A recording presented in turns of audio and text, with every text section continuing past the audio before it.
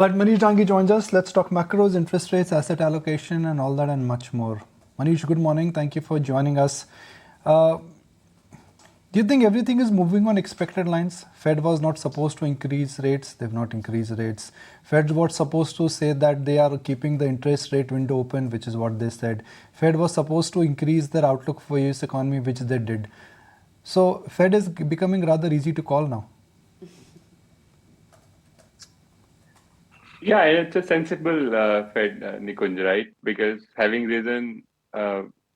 taken the rates higher by about 550 basis point, Fed is deeply aware, as we all are, that interest rates work with a lot of lag.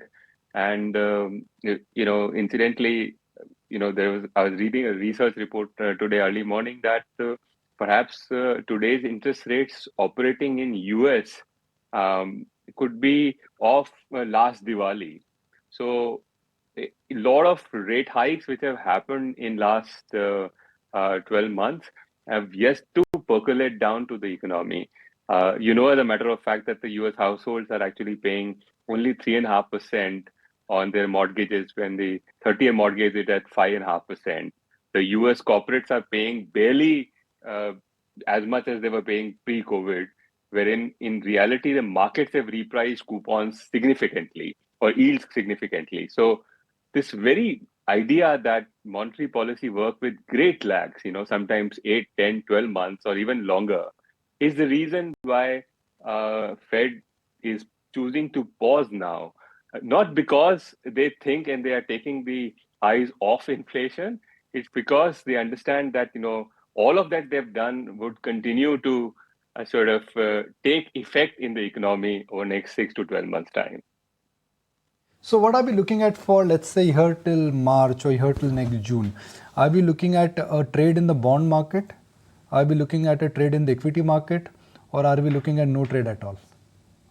So one thing is very clear for tentative or uncertain time investors, who are not yet ready to dial risk of any sort. Carry is a great asset, Nikunj, all over the world.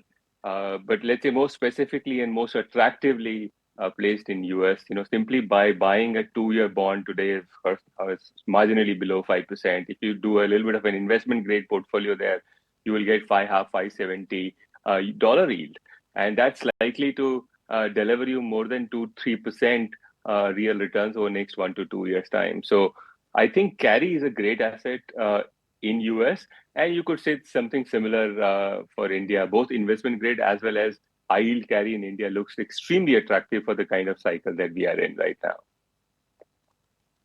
Maneesh, hi, morning. So what does it spell into the current macro picture right now, especially in the West? How is it going to translate into yields? Will they continue to be elevated at 5%? And then the India implication, of course, because, we've seen an FI exodus. If the yields continue to give you returns, I guess it's going to be status quo and FIIs won't come back to India anytime soon.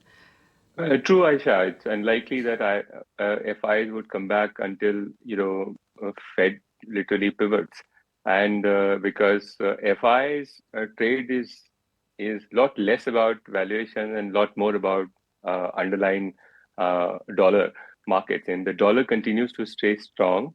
Very unlikely that FIs won't return, and dollar would likely stay strong for various reasons. Why the US real rates are actually higher than what they are in rest of the world, including perhaps India.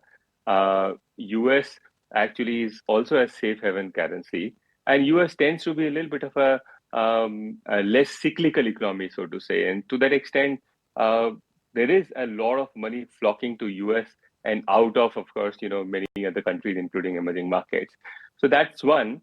But actually, to take a step back, as you said, what exactly is going to happen? I kind of have been thinking of it for last couple of months, and I've actually articulated that you could very well have a 2006-7 analog at play, Aisha, which basically means that Fed even then took rates higher by 200 from 0 to 5 quarter, 5 half between 2004 and 6. Then also actually US economy was doing very well, and corporate balance sheets were fine. But eventually, after 1.5 years of pausing, actually you ended up having a recession in US.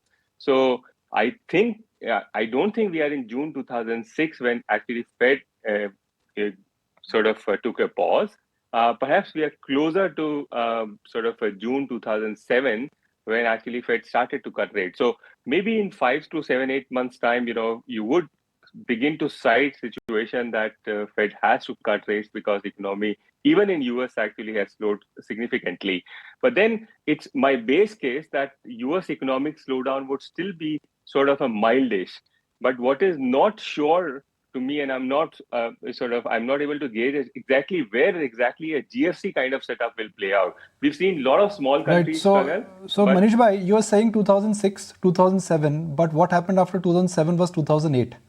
If a 2006 and a 2000 scenario happens, and looking at the leverage in the world, which is much higher than 2008, on every balance sheet, at least in the Western world, then is a 2008 happening? Look, this is the point I was trying to make, that it's very unlikely that US would have 2008 play out because US balance sheets are pretty clean in terms of household balance sheets as well as corporate balance sheets are not levered.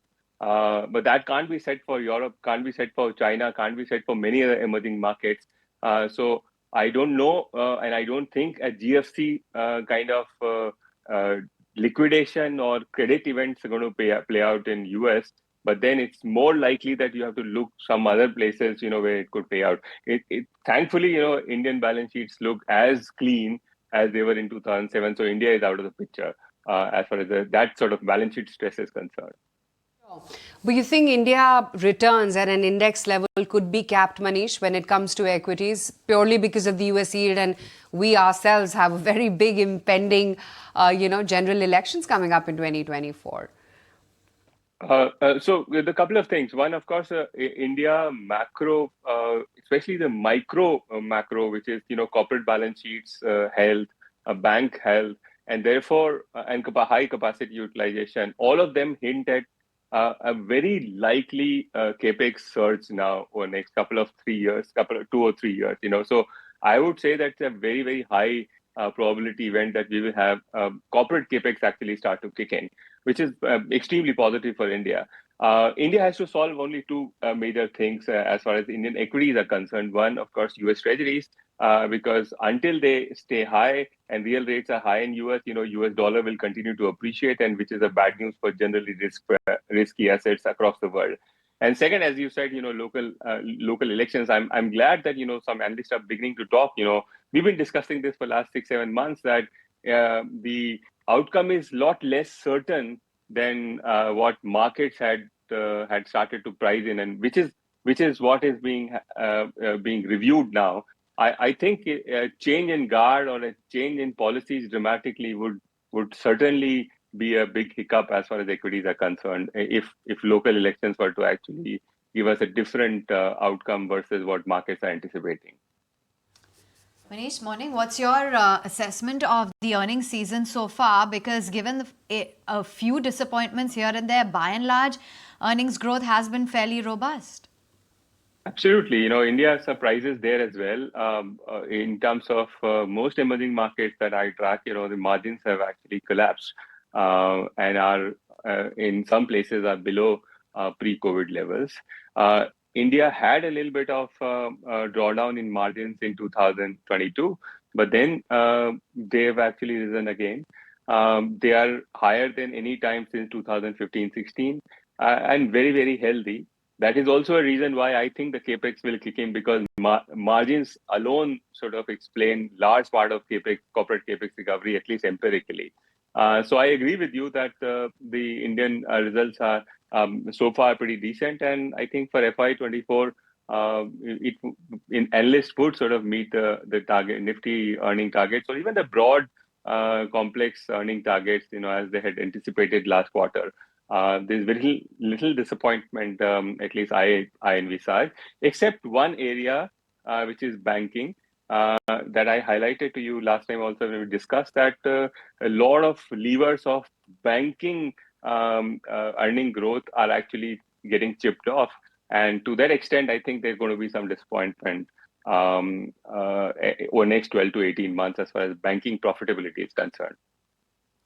But if I have to extend that point in banks, that banks are growing. I mean, the credit offtake is in the range of about 14 to 15%, 25 to 30%, depending on the balance sheet size you're looking at. But if I look at the real economy, especially the rural economy, FMCG companies, two-wheeler dispatch numbers, they are not growing. So my point is that if banks are growing, where is the growth moving? Because rural India is not growing. No, India is very very big, and actually, most of the leverage goes to leverage goes to top quartile of the population. And this whole thing, do not want to repeat this K-shaped recovery and stuff that we've discussed since 2020. I think there's a bit of a leverage cycle, resumption of leverage cycle, so to say, in households. And when I talk of households, what matters to banks are top quartile people. And also likelihood of a leverage cycle kicking in the industrial side. Service sector also, by the way, has been doing very, very well. So where is it going? It is certainly not going to the bottom quartile, but that segment is not even a bank's catchment area, unfortunately, Nikon. So India's overall leverage, Nikon, is very low and has sort of stagnated over a decade. I wouldn't be surprised if we don't make any major macro mistake as a country. I wouldn't be surprised if actually leverage goes up quite sharply from here over the next 10 to 15 years time.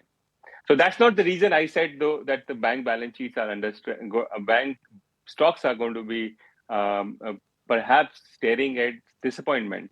The reason I said is because the margins in banks have peaked now, and for the competition that they have on rates that they're competing, the names are going to be lower, the slippage have bottomed, and credit growth also will normalize, given that nominal GDP growth is going to be only 10-12% over the next 3-4 years time.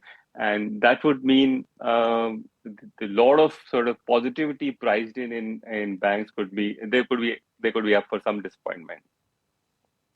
Okay, Maneesh, always great chatting with you. Thank you so much for taking the time out and joining in today.